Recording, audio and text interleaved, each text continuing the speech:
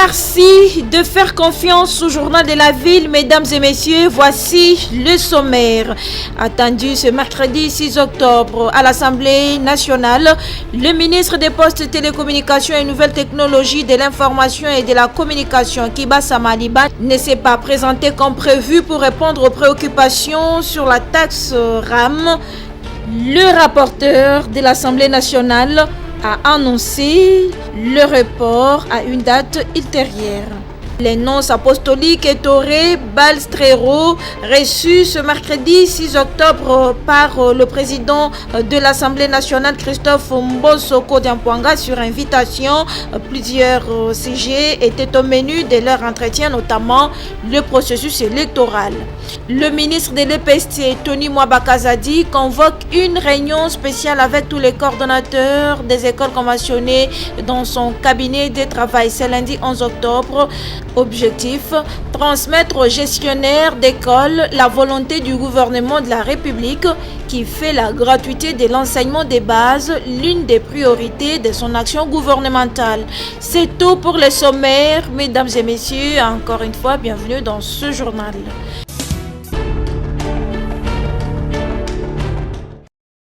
Le président de l'Assemblée nationale, Christophe Mbosoko Diampouanga, a reçu en audience ce mercredi 6 octobre en son cabinet de travail au Palais du Peuple les nonces apostoliques Ettore Balstrero. Le speaker de la Chambre basse du Parlement a échangé avec les nonces apostoliques représentant le pape François en République démocratique du Congo sur plusieurs sujets, notamment le processus électoral. On parlait de plusieurs sujets parmi lesquels on a parlé aussi de ce processus électoral. Et je lui ai dit que le seul objectif pour lequel l'Église catholique participe au processus électoral, c'est de donner sa contribution à la démocratie en RD Congo, à travers des élections qui soient inclusives, qui soient crédibles et qui soient apaisées en 2023. Et que le bien-être du peuple congolais en dépende, et l'Église se tienne est très important, est essentiel pour l'Église. Et le premier objectif que l'Église veut sauvegarder, la démocratie pour le bien-être du peuple congolais.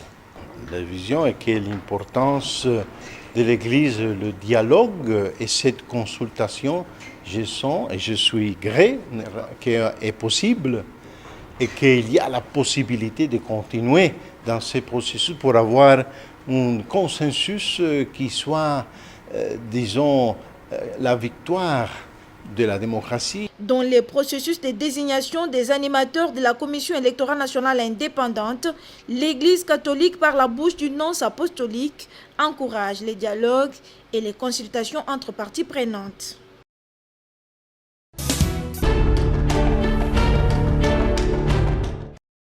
Le ministre de l'Enseignement primaire, secondaire et technique a lancé ce mercredi 6 octobre 2021 à Kabeya-Kamwanga, dans le Kasaï oriental, la campagne de la signature du Code de bonne conduite du personnel enseignant Code 22. Le professeur Tony Mwaba a expliqué les biens fondés de cette signature qui est l'aboutissement d'un long processus participatif ayant réuni les efforts de toutes les parties prenantes du sous-secteur de l'enseignement, à savoir le gouvernement, les syndicats, les confessions religieuses et les parents.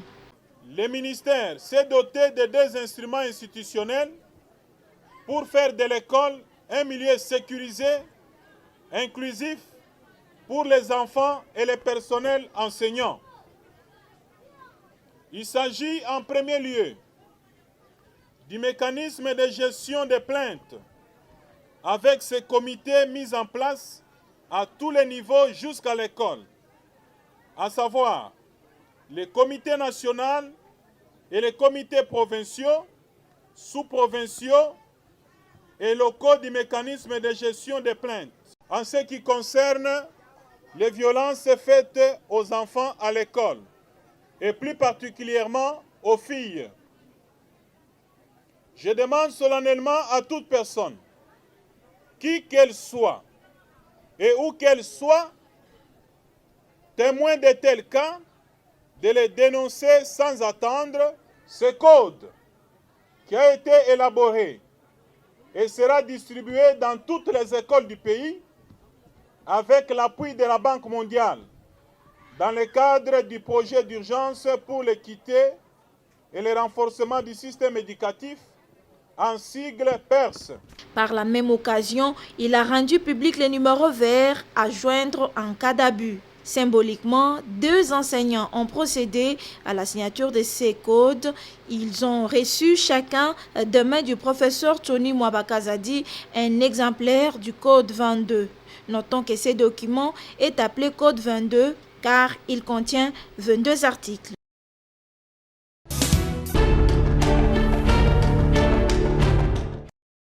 La ministre d'État, ministre de la Justice et garde de Sceaux, Rose Mutombo Kessé, a visité ce mercredi 6 octobre la prison militaire d'Endolo et la prison centrale de Makala.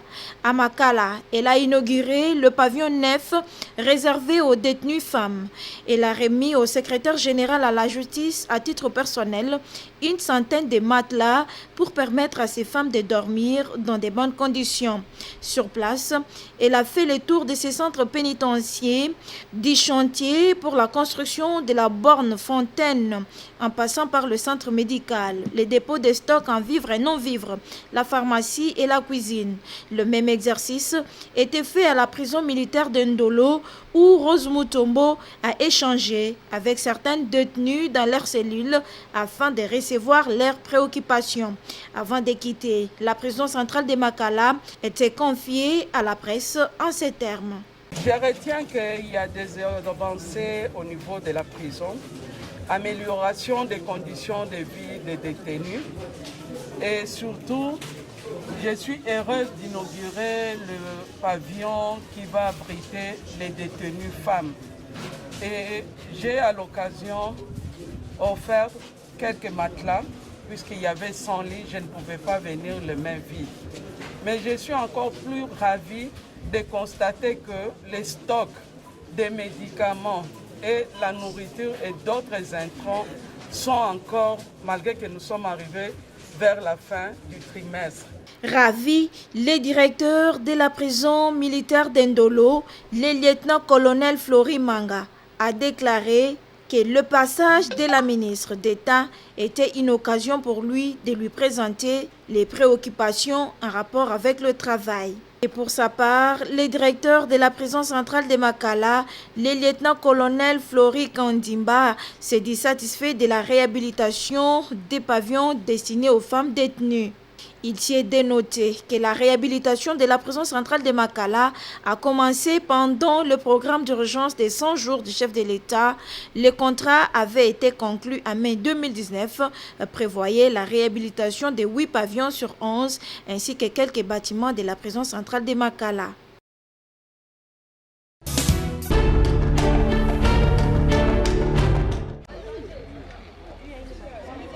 Ouvert le lundi 4 octobre 2021 à Kinshasa, au centre Monseigneur Chaoumba, le premier forum national sur l'évaluation de la réintégration de la République démocratique du Congo dans la Goa s'est clôturé ce mardi.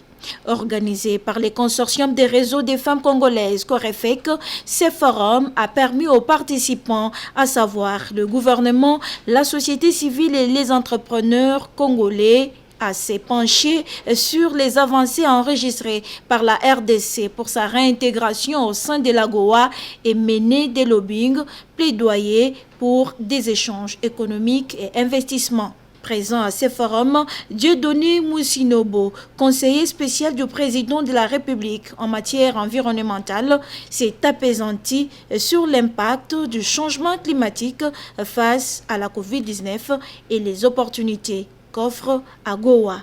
Nous sommes un pays au carrefour des grands enjeux environnementaux et économiques. Malheureusement, nous n'avons pas mis en place des politiques agressives qui nous permettent de jouer pleinement ce rôle-là. Ce qui fait que nous aurons dans tous les secteurs de la vie publique des réformes importantes pour pouvoir réveiller les initiatives internes. Et je les encourage. Et pour sa part, Patricia Maïcha, coordonnatrice du consortium des réseaux des femmes congolaises Corefec, s'est dit très ravie de voir les participants à ces travaux aboutir à des recommandations pertinentes. Je suis très ravie de voir que l'initiative vraiment a abouti. Il est sorti des recommandations bien formulées à chaque composante par rapport au gouvernement pour voir comment nous pouvons capitaliser cette réintégration d'AGOA.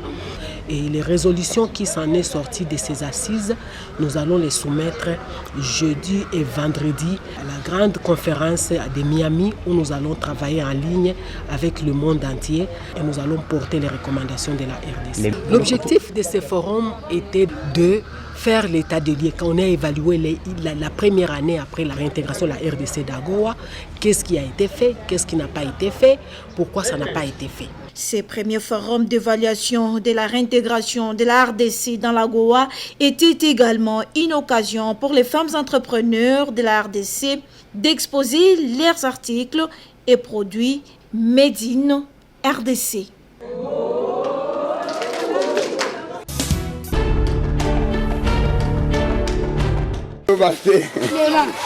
Les habitants de la commune de Lemba, précisément dans le quartier Kémi, se plaignent de l'indifférence des autorités congolaises et de leur abandon total sur les difficultés qu'ils éprouvent. C'est le cas par exemple d'une forte érosion appelée Libenge en Lingala par cette population, laquelle est très souvent à la base de l'insécurité et des dégâts énormes après de fortes pluies qui s'abattent dans ce coin de la capitale. Depuis 1975 jusqu'à présent, tout le monde a lisungi morté, le roi ndeti ya gouvernement ou bien l'État quoi ko aider koto yo. Ba difficulté za koto ke soki mbula ebeti ekreaka ba dégâts wana batuka baza koto babunda mwa mukina kobongisa mwa saki mwa pa ou mwa nini mwa fort baseka ba zongisi mabele le roi ba remplir yango. Mais oui, ils avaient un devoir, ils à l'État, ils ont mabeli à l'État, ils ont intérêt, tout vivre en Ango. Outre la problématique de cette érosion, ses compatriotes sollicitent également la réhabilitation de la route, la fourniture en énergie électrique et en eau potable. Tous les difficultés, il y a Nzela, Basala Nzela Silate, tous les courantés, bon, tous les maïté kotoy. Baya kusala biso musala kotoy. O aveni Kenge, Shaba Kitoy. Bata l'image ndenge zali kotoy biso tolingi, baya pesa biso ciment. Tous les posa basaki te ciment. Toya remplir nzelo etikali awa tozana posa ya courant ba pese biso mai posa biso zana ngwa ende yango wana nzela eza passe o mona koto eza molili nzela eza passe bato mabe bakoko kotela biso yango wana to linga botela biso courant botela biso mai bobongiseli biso nzela biloko tozana ngo passe yango wana. Les autorités compétentes sont donc appelées à prêter une oreille attentive aux préoccupations de ce concitoyen.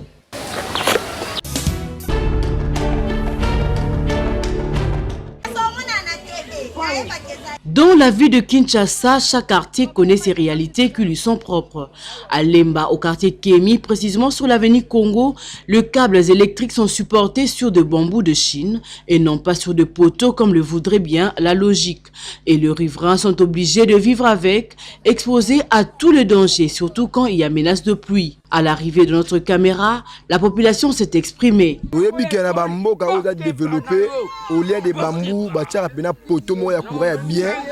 Pour ne pas sa visibilité. Mais biso la quartier national Livulu précisément l'avenue Congo, tu as une difficulté ma casse na motel courant na ba poto na biso donc bien que ça ba bambou tel ba bambou déjà ekei. Donc ba bambou ekei kana ngibo soka mbule bandia wa ben sécurité bana courant donc ma trop na makambo donc pas si mingi. Eza risque makasi pona bana kutepelaka moto makasi tosali banebele tozalaka na babambu nazosenga na bakonzi ba hotel biso baluka moyen balongwela biso babambu oyo po tozala kimia na quartier na biso. D'autres par contre pensent qu'ils sont oubliés par les dirigeants. Omoni milliers na biso oyo eza logo la négligé na sens que on dirait snel abeta biso kara preuve anozomona omona ba bambou basinga donc eza ba risque aka de mvula boye singe ko kata na ekwei ekangi mwana to ekangi mukolo donc ma trop donc c'est le moment snel face à ba responsabilité na ye acha ba poto ya ndenge ya normal pour batutu bazwa courant à 100%. La République démocratique du Congo est un véritable chantier qui nécessite de travaux dans divers secteurs.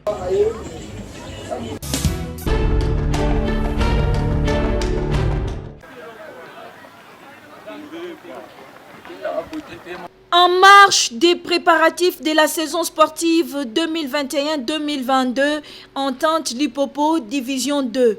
L'association sportive Balai poursuit avec des entraînements au terrain Elimo Santou de Livoulou dans la commune de Lemba.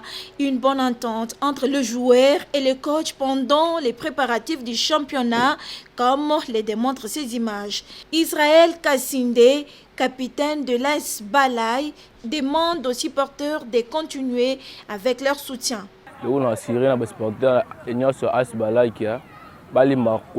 Continuer à supporter bisoté bloc bien c'est bien la saison où maman wa match roya ni to robeta ça vraiment bien surtout qu'ils ont un rythme moko au monde qui mutaye si quand mutaye zaki de akala ça veut dire que rythme comme il ko moko c'est bien bolingo zali na club.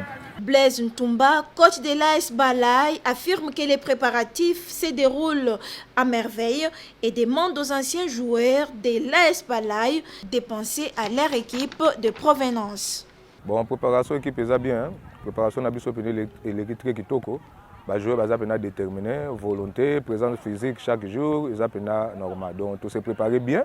Le match n'a pas dimanche, en tout cas victoire et cause. Tout ça bien ambition l'école. Tout ça championnat, un bon championnat, tout ça un cas qui donc ba jouer capacité nyonso ya otokomeka kobunda o ba souci ba fanatique na biso baza nango o ba tobele baza nango toko sepelisa bino pour la saison oyo nga osenga na ba grand joueur na ba joueurs nyonso les anciens joueurs sortants ezake place o bino bobeti eza place o bozwa ka numéro matricule liboso donc na ebité ko kokende na bino boko kokende na ba différents clubs na ba 20 clubs na ba Imana ba Lupopo banani.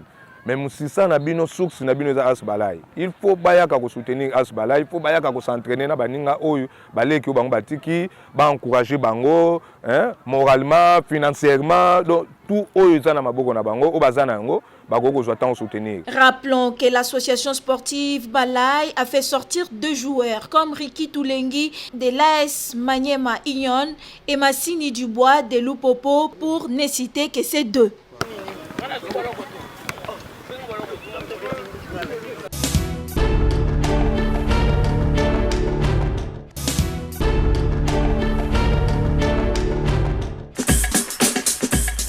Nous sommes arrivés à la fin de ce journal de la ville, mesdames et messieurs. Merci de l'avoir suivi. Le prochain rendez-vous est fixé pour ce jeudi et d'ici là, portez-vous bien.